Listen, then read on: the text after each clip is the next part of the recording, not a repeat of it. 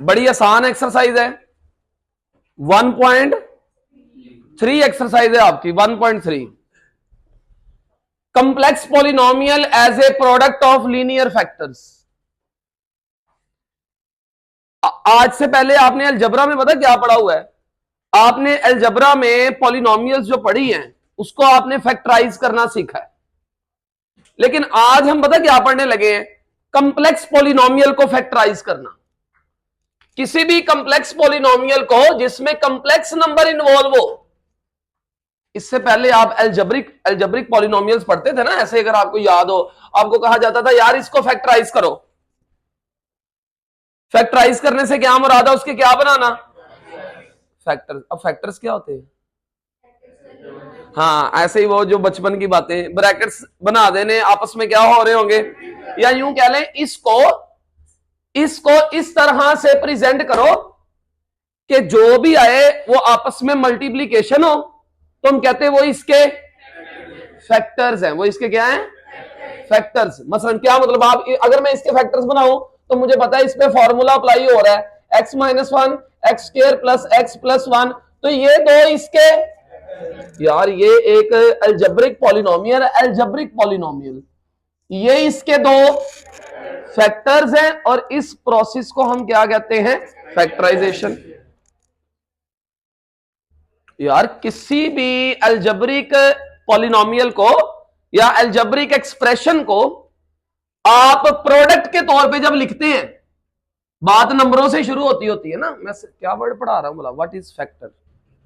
Factors किन्हें कहते हैं?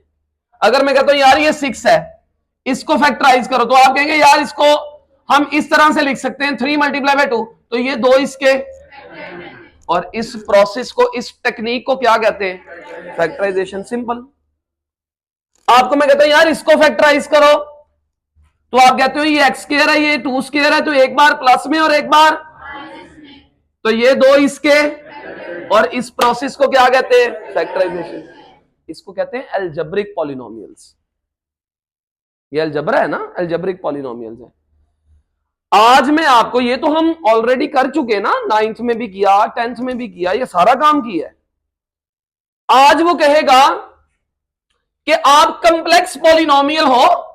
सर वो कैसे? इसके अलावा याद नहीं आपको? इस तरह से कहता था यार इसको फैक्टराइज करें, तो आप मिडिल टर्म ब्रेक मेथड से इसको करते हैं, इसके दो फैक्टर्स बनाते थे। याद पड़ता है कि नहीं पड़ता? लेकिन आज अगर मैं तुम्हें कहूं कि यार आज मेरे पास ना एक पॉलिनोमियल है इस तरह से, जी स्क्वायर प्लस 5z प्लस 6, इसको फैक्टराइज करो, और इसमें जी क्या है बोला? शाबाश। जी क्या है इसमें? कोई कंप्लेक्स नंबर है। जी इसमें कोई कंप्लेक्स नंबर है, तो इसको हम कहते हैं ये कंप्लेक्स पॉलिनोमियल है। सिंपल सी बात है यार, जिसमें कंप्लेक्स नंबर इन्वॉल्व होगा वो क्या बन जाएगी? कॉमन सेंस की बात है, कोई बड़ी बात तो नहीं मैंने की। जिसके अंदर अलजेब्रिक वेरिएबल्स इन्वॉल्व है वो अलजेब्रिक पॉलिनोमियल है। ये कौन सी पॉलिनोमियल है? और कंप्लेक्स पॉलिनोमियल की जो स्टैंडर्ड फॉर्म है, लिखने का जो वे है वो ये है। सर ये क्या है? ये देखें, ये मैंने क्या लिखा है इसमें। मैंने कहा कि किसी भी कंप्लेक्स पॉलिनोमियल को it can be written as, पहले क्या लिखते थे 9th क्लास की बुक में, जब आपने अलजेब्रिक पॉलिनोमियल्स, उसमें जी की जगह पे क्या होता था? एक्स। इधर एक्स होता था वेरिएबल। अब वेरिएबल कौन है भला? जी। अब वेरिएबल कौन है भला? और ये इनके कोएफिशिएंट्स है। बोलो ये इनके, पहले ये रियल कोएफिशिएंट्स होते थे, अब इनका नाम क्या है? Complex coefficients. सर जी ये ऐसे क्यों लिखते हैं? ए फिर नीचे एन है, जी की पावर, बस ये समझाया जा रहा है कि भाई इधर ये वाले कोई नंबर्स होंगे, वो सेम भी हो सकते हैं, वो डिफरेंट भी हो सकते हैं, वो जो मर्जी हो, और ये जी जो है ना इसकी पावर्स होंगी, और वो एक तरतीब से होंगी। जैसे मैक्सिमम पावर अगर 3 है तो आगे 2 होगी, आगे 1 होगी, बीच में अगर मिसिंग भी होगी 3 के बाद डायरेक्ट 1 भी हो सकता है। तो जैसे ये देखें ना, ये सिंपल एग्जांपल, मैं कहता हूं जी ये आपका z cube plus 2z square plus 5, ये भी एक कंप्लेक्स पॉलिनोमियल है। जी की पावर 4 माइनस 1 कंप्लेक्स पॉलिनोमियल है, ये कंप्लेक्स पॉलिनोमियल है। जी क्यूब माइनस 1 ये भी एक कंप्लेक्स पॉलिनोमियल है। जी स्क्वायर प्लस 1 ये भी एक कंप्लेक्स पॉलिनोमियल है। और समझ आ गई है? पता चल गया बच्चों को? अब हम करने क्या लगे, हमें ना सेम यही काम करना है, और पुराना काम ही है 9th 10th वाला। हमें मिलेगी एक पॉलिनोमियल, हमने उसको सिर्फ फैक्टराइज करना है। फैक्टराइज करने से क्या मुराद है? फैक्टर्स बनाने। फैक्टर्स क्या होते हैं, क्या पहचान है फैक्टर्स की? आपस में नीचे कर ला, हाँ साथ मिल जा, ब्रैकेट्स लगी और आपस में क्या हो रहे हो? मल्टीप्लाई हो रहे हो, सिंपल। ये क्या कहलाते हैं इसके? और इस प्रोसेस को, इस टेक्निक को क्या कहते हैं? ये काम करना है मैंने, और कुछ भी नहीं है, सिंपल सी बात है, छोटे छोटे काम है। अब होगा ये, अच्छा अब ये थ्योरम क्या कहता है? ये थ्योरम मैं जरा थोड़ा सा बता दूं। किसी भी कंप्लेक्स पॉलिनोमियल को जब भी फैक्टराइज करना होता है ना बच्चों, ये सुनने वाली बात है, ये सुनने वाली बात है, ये इस एक बात पे ना पूरी की पूरी एक्सरसाइज टिकी हुई है। मैं तुम्हें कहता हूं कि यार इसको ना फैक्टराइज करो, चलो मैं बच्चों को कहता हूं बच्चों इसको फैक्टराइज करो, इसके फैक्टर्स बनाओ, और ये पूरी क्लास को पता है। हाँ शाबाश, बड़ी बड़ी स्पीड से बोलते हैं आप। हाँ, x+1 इंटू, ओके खत्म हो गई। ये इसके क्या बन गए? इस प्रोसेस को क्या कहते हैं? लेकिन अब मेरा आपसे क्वेश्चन है, मैं तुम्हें कहूं यार इसके फैक्टर्स बनाओ,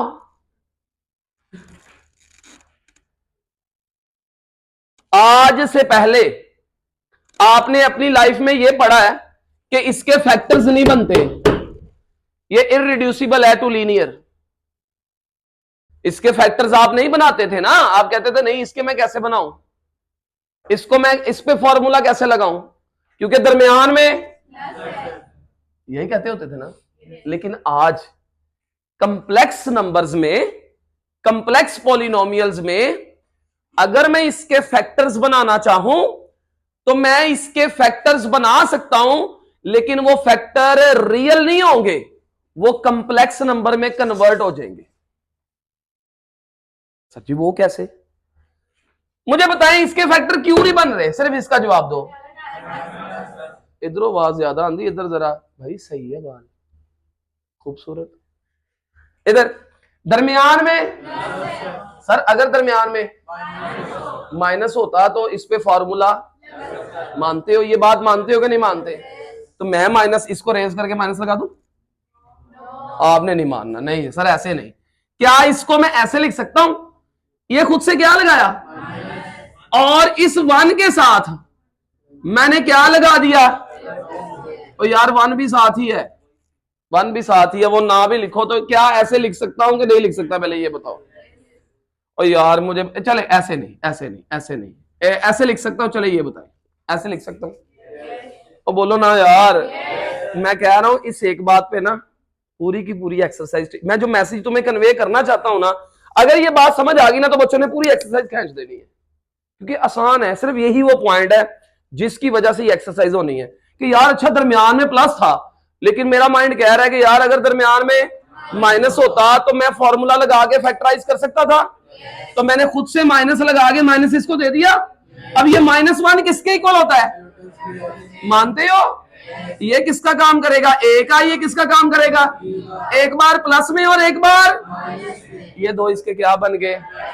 इस प्रोसेस को क्या कहते हैं? लेकिन ये फैक्टर्स कंप्लेक्स फैक्टर्स बने।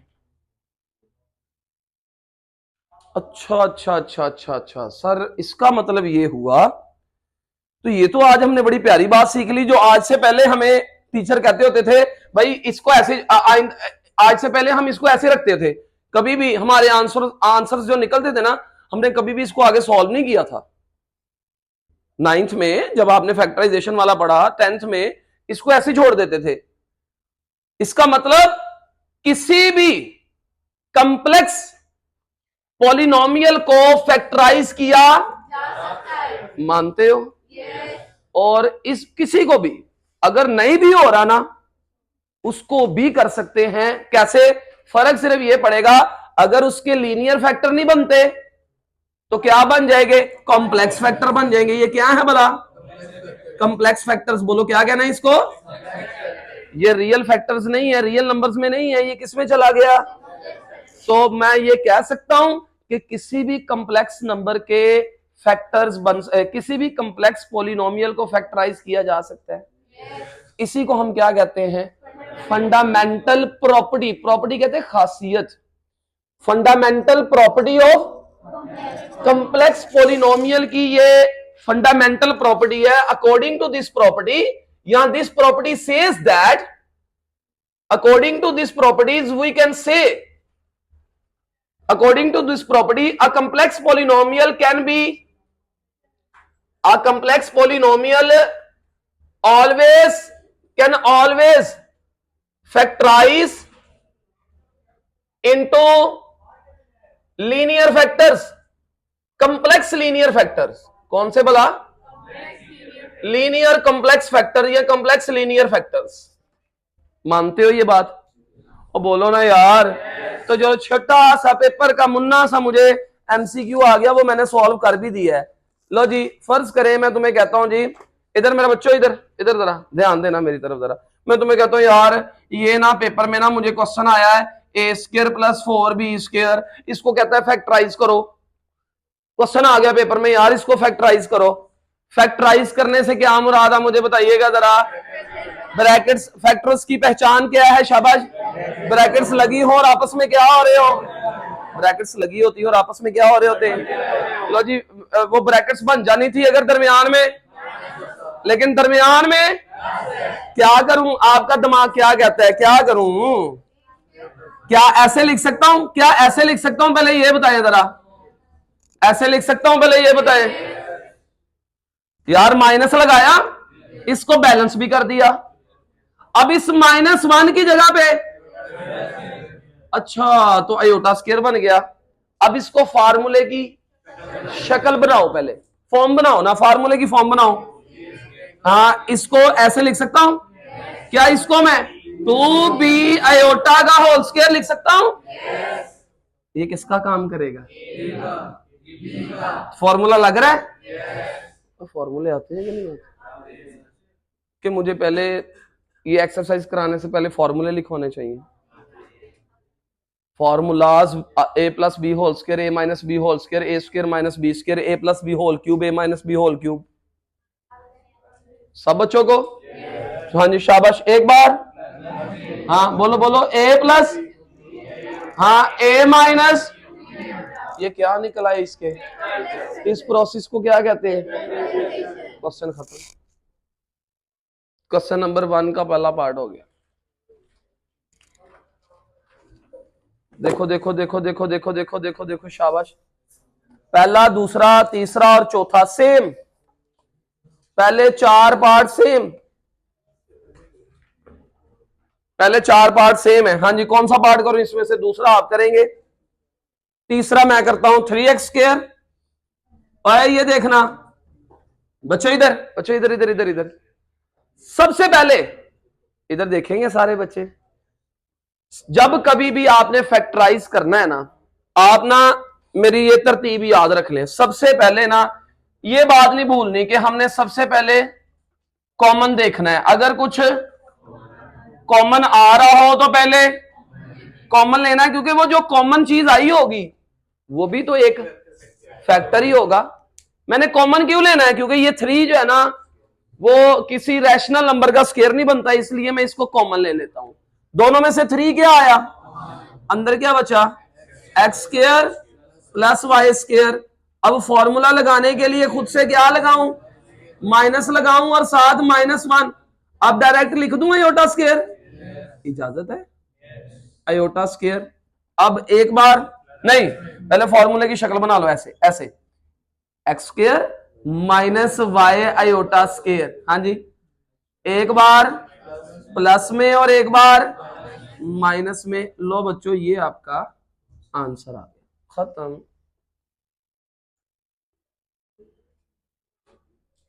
मुश्किल है? नहीं समझ आई? पता चल गया? यार आज मैं लेट था। चलो, सिर्फ पहले 4 पार्ट। कल जो है वो ये एक्सरसाइज फिर अगले लेक्चर में हो जाएगी। हमारा टॉपिक चल रहा है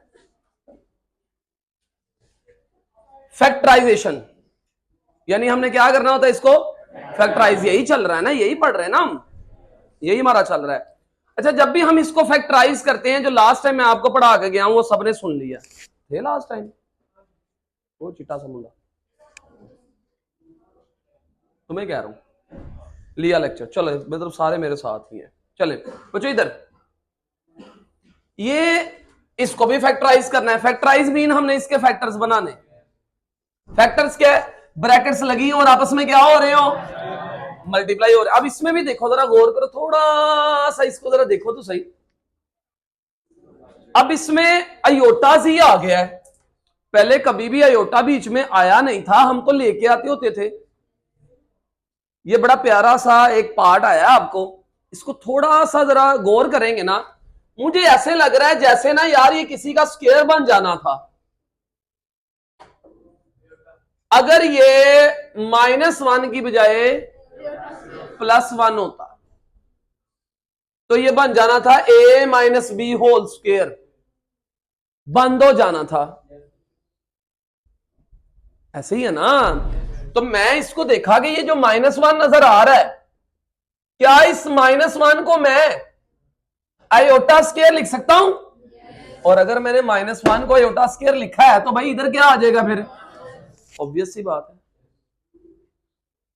अब सर जी आपके ज़हन में अचानक से ये बात कैसे आ गई कि आपने इसको -1 लिखना है? ये क्या बात?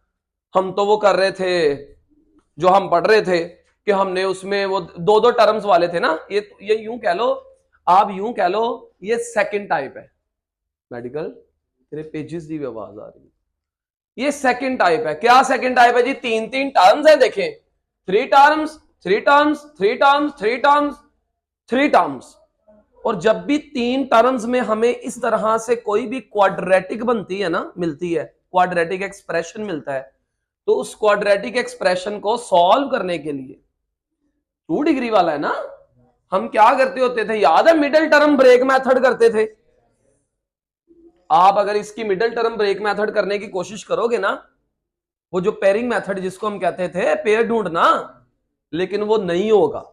कोशिश करके देख लेना, इस पे भी करके देख लेना, नहीं होगा। फिर हम क्या करते, जैसे इस पे भी करके देखे तो नहीं होगा। तो मैंने सोचा ये जो -1 है ना, यही है सबसे इंपॉर्टेंट। क्या इस -1 की जगह पे आयोटा स्क्वायर लिख सकता हूं? अब जरा ना मैं फार्मूले की शक्ल बनाने लगा हूं, जरा गौर करो। ऐसे नहीं लग रहा जैसे ये ए है, ये, और बोलो ना ये ए का काम कर गया, और आयोटा किसका काम कर गया? और दरमियान में फिर क्या होना चाहिए? a + b का होल स्क्वायर के लिए +2 × फर्स्ट इंटू, ये होना चाहिए ना। मैंने इसको नहीं देखा, और ये माइनस है तो माइनस के साथ, जब प्लस हो तो प्लस के साथ, माइनस है तो माइनस के साथ। फर्स्ट कौन है? जी। सेकंड कौन है? तो ऐसे नहीं लग रहा जैसे ये फार्मूला किसका ओपन हुआ है? जल्दी बोलो। जी - आयोटा का होल। अब इसके 2 फैक्टर्स बना दो। आप ऐसे भी लिखा रहने दो, वो भी ठीक है, क्योंकि जो सेम फैक्टर्स होते हैं ना, वो स्क्वायर बन जाते हैं। लेकिन अगर आपने इसके 2 फैक्टर्स बनाने हैं तो कैसे भला? जी - आयोटा इंटू जी - आयोटा, क्वेश्चन खत्म।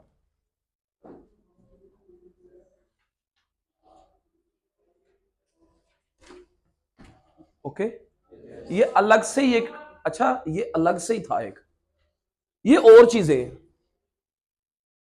ये नहीं किसी का स्क्वायर बनता। देख लो, क्या ये 13 किसी रैशनल नंबर का स्क्वायर है?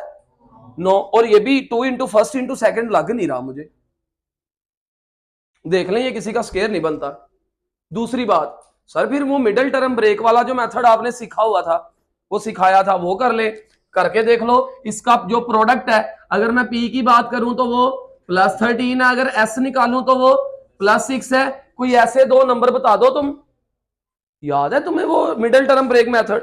इसको पहले के कोफिशिएंट से मल्टीप्लाई करना होता था और वो आपका प्रोडक्ट आ जाता था। जो मिडल में सिंगल पावर वेरिएबल का कोफिशिएंट है वो वैसे लिखते थे। अब 2 नंबर ऐसे ढूंढो जिनको मल्टीप्लाई करने से 13 आता हो और प्लस या माइनस करने से 6 आता हो। अगर है तो बता दो, है तो बता दो। कोई 2 नंबर जिनको मल्टीप्लाई करें 13 आए और ऐड करने से या सब्ट्रैक्ट करने से 6 आए। कोई भी नहीं है, देख लें, इसका मतलब ये मेथड फेल हो गया। लेकिन करना भी मैंने इसको फैक्टराइज है। आपने 9th में 10th में यही सिखाया ना आपको कि भाई जब कभी भी आपको 3 टर्म्स वाला मिले ना, तो आप इसको फैक्टराइज करने के लिए मिडिल टर्म पहले सोच लो। वो फेल हो चुका है, नहीं भाई बना, अब क्या करूं, प्रॉब्लम है, बन ही नहीं रहा। सर जी फिर कुछ ऐड सब्ट्रैक्ट करके देख लो, कुछ बनता है तो वो चीज देख लो, वो भी हो सकता है। लेकिन अगर वो करने की बजाय हम ये करें, आपको याद है आपने एक कंप्लीटिंग स्क्वायर मेथड सीखा हुआ है, क्या सीखा हुआ है? अगर मैं इस पे कंप्लीटिंग स्क्वायर मेथड अप्लाई करूं ना, तो बड़ी आसानी से आप इसको फैक्टराइज कर लोगे। सर ये कंप्लीटिंग स्क्वायर मेथड क्या होता था, वो भी याद करवा देता हूं। उसके 3 स्टेप्स थे। पहला कि जो लीडिंग कोएफिशिएंट है ना, वो 1 होना चाहिए।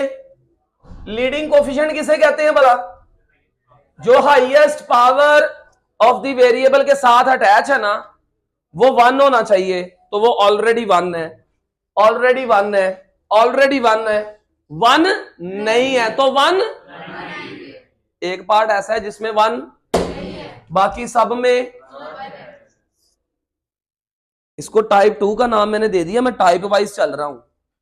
आज की हमारी जो फैक्टराइजेशन की टाइप 2 है, वो है कितनी टर्म्स? शाबाश, कितनी टर्म? 3 टर्म्स हैं। उन पे हम क्या अप्लाई करेंगे? क्योंकि उस पे वो वाला middle term break method apply नहीं होता। तो कंप्लीटिंग स्क्वायर मेथड करने के लिए हम क्या करेंगे? लीडिंग कोएफिशिएंट शुड बी 1, नहीं है तो 1। लो जी, लीडिंग कोएफिशिएंट 1 होना चाहिए, ऐसे। पहला स्टेप ये था। दूसरा स्टेप क्या था भला? कांस्टेंट शिफ्ट टू कांस्टेंट को राइट हैंड साइड पे शिफ्ट करना था, ये दूसरा स्टेप था। ये देखिए कौन है जी कांस्टेंट, लेकिन उस वक्त वो इक्वेशन होती थी। हम क्या करेंगे, इसमें कौन सा राइट हैंड साइड कोई है?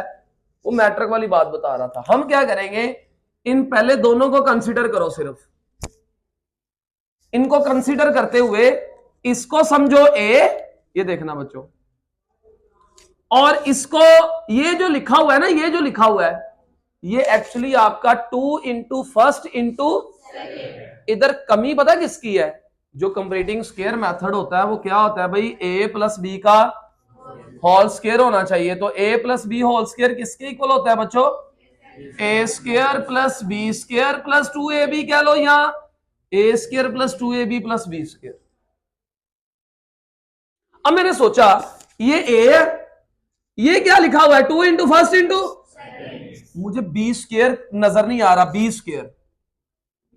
तो वो ढूंढने के लिए क्या करते थे? जो भी सिंगल पावर का कोएफिशिएंट है उसको 1/2 से मल्टीप्लाई करवा दो। जो भी ये याद रखना, ये याद रखना, ये याद रखना, ये फिक्स कर लेना दिमाग में।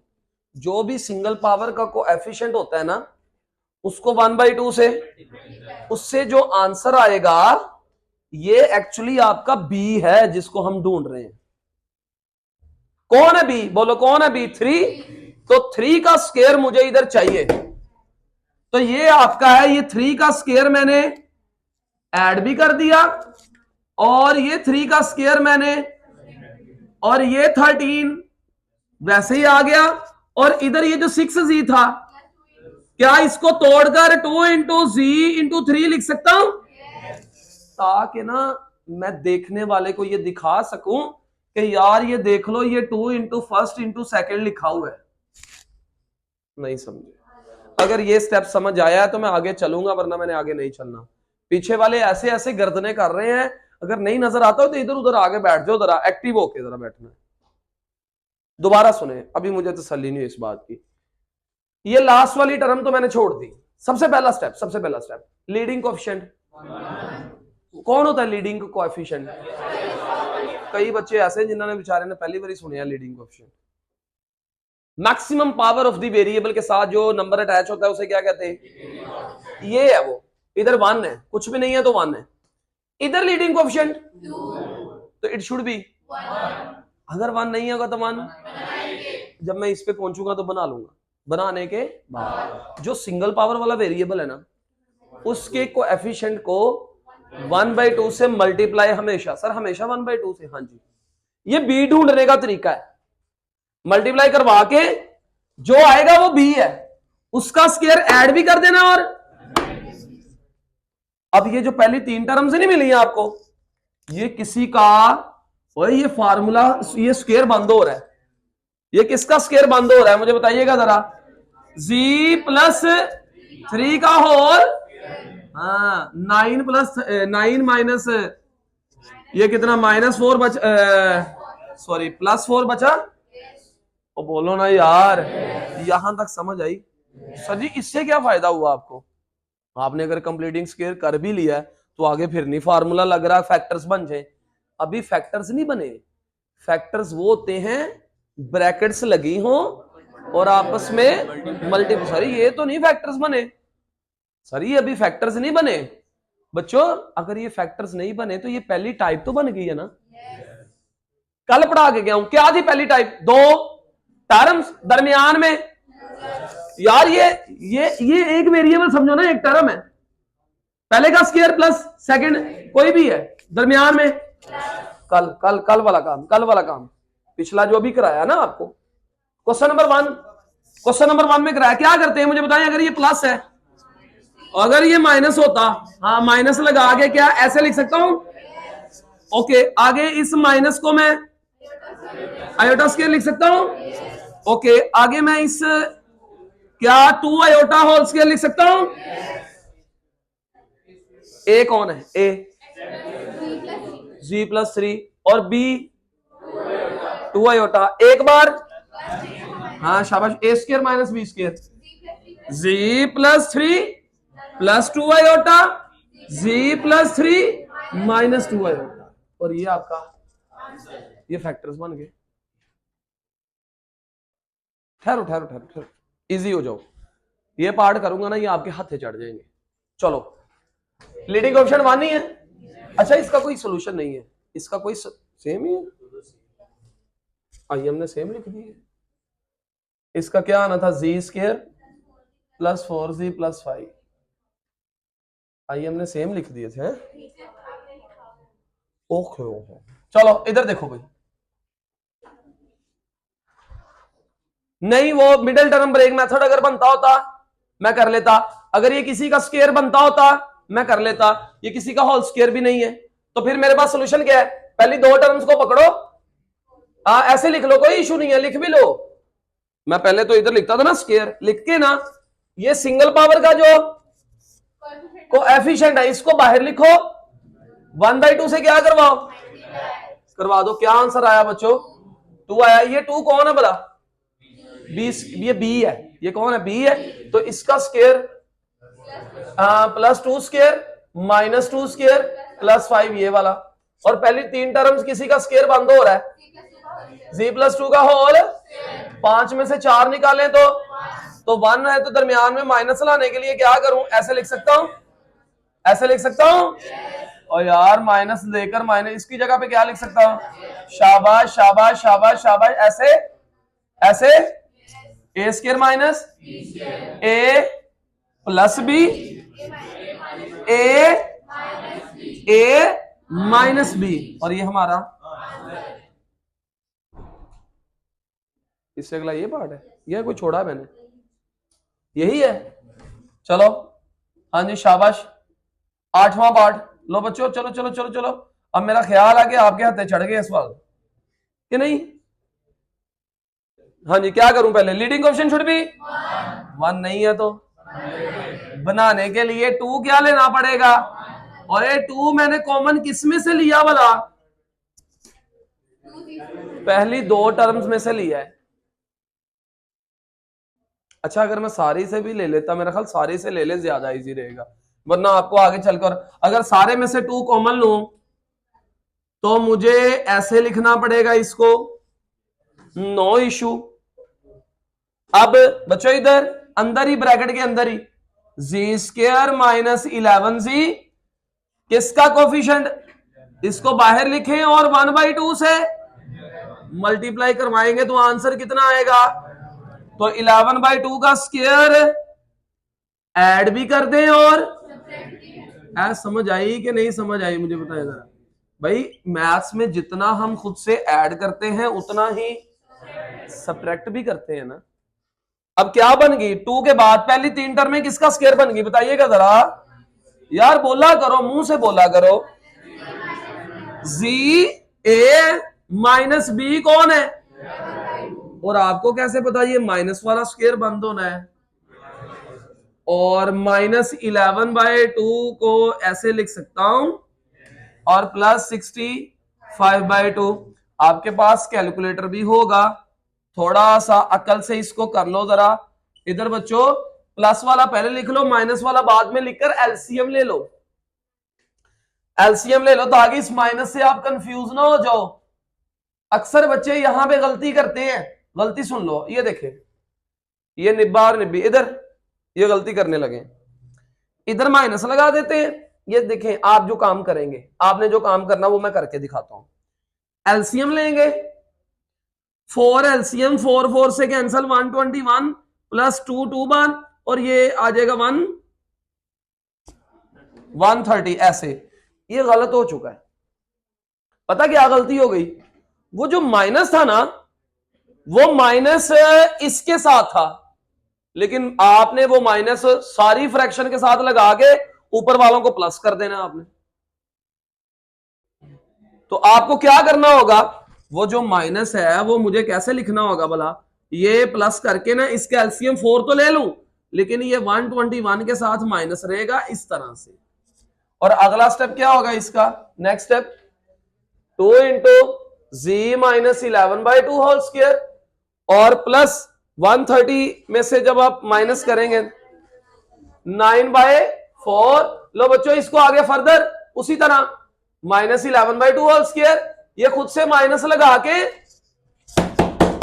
कौन सा फार्मूला बनाना है यहां पे मैंने, ए स्क्वायर माइनस बी स्क्वायर। जब तक वो नहीं बनाऊंगा फैक्टराइज, तो इधर माइनस लाना था। इस माइनस को बैलेंस करने के लिए ऐसे लिख सकता हूं, पहले ये बताओ, बोलो ना यार, बोलते जाओ जरा। हाँ जी शाबाश, जी माइनस 11/2 होल स्क्वायर। क्या इसको मैं 9/4 आयोटा स्क्वायर लिख सकता हूं? आयोटा स्क्वायर किसकी जगह पे आया? अब इसको मैं फार्मूले की शक्ल देने लगा हूं, फाइनल शक्ल देने लगा हूं, ए स्क्वायर माइनस 3/2 आयोटा होल लिख सकता हूं।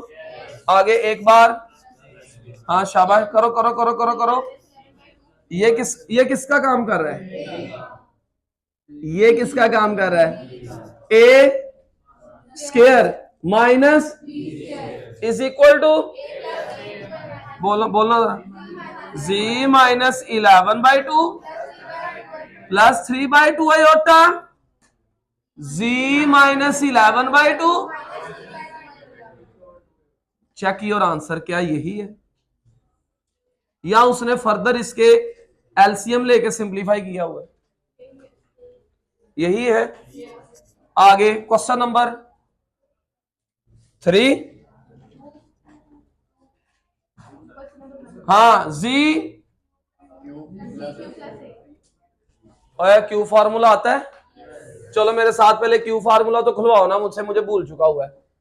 ए plus b whole cube, a cube plus B cube plus 3a square b plus 3ab square, a minus b whole cube, a cube minus B cube minus 3a square b plus,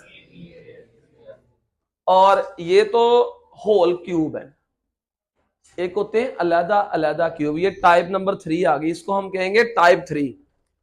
इसको आपने नाम देना, ये 3 types आ गई भाई। Type 3 A cube plus B cube या A cube minus B cube वाला। और ये किसके इक्वल होता है, A cube minus B cube. Formula open करने लगा हूं मैं, पहले A plus B A square, शाबाश, हाँ, A cube minus B cube किसके इक्वल होता है, पहले पावरों के बगैर पहले का स्क्वायर साइन चेंज करके इन दोनों को मल्टीप्लाई करवाना है, प्लस सेकंड का स्क्वायर। हो गया याद? अगर किसी को भूला भी था तो याद आ गया। करूं अप्लाई? फैक्टराइज करना है ना मैंने, तो यार मैं करता हूं। चलो हाँ लेकिन जब भी कभी किसी पे फार्मूला अप्लाई करते हैं तो पहले फार्मूले की बनाओ बनाओ बनाओ। क्या इसको ऐसे लिख सकता हूं? पहले ये बताएं जरा, ऐसे लिख सकता हूं? हाँ जी चलो, हाँ जी शाबाश। G plus two G square plus two square is equal to, ये इसके दो क्या बन गए। लेकिन अभी इसमें आपको आयोटा दिखाई नहीं दिया। आपने एक चीज गौर की है कि आपके हर क्वेश्चन में आयोटा आता है आंसर में। और वैसे भी एक मिनट, हालांकि ये दो फैक्टर्स हैं, लेकिन ये वही वाली टाइप नहीं निकल आई, टाइप वाली, ये टाइप टू वाली। यार ये देखो ना बच्चों, ये वाली चीज यही नहीं निकल आई फिर दोबारा से। आगे इसको सेम इस तरह से सॉल्व कर लो आप। नहीं समझ कैसे बोला? ठहरो चलो जी प्लस टू, हाँ शाबाश, जी स्क्वायर माइनस टू जी, इसके कोफिशिएंट का 1/2 से मल्टीप्लाई करवा के जो जवाब आता उसका स्क्वायर ऐड भी करो और सब्ट्रैक्ट भी करो। ये समझ आई कि नहीं समझ आई? पहले बताएं। नहीं समझ? नहीं ना, रिस्पॉन्स ही नहीं। पीछे वाले हली सोचन दे है कि मैं की कह दिता। बच्चों ये फार्मूला अप्लाई तो कर दिया, ये दो फैक्टर बन गए। आपके अकॉर्डिंग ये था कि सर छोड़ दे यहां पे। अगर आपको ना याद रहे तो ये बात तो याद रह जाएगी कि हमारे जवाब में आयोटा आता है। और ये बिल्कुल वही टाइप दोबारा बन गई है।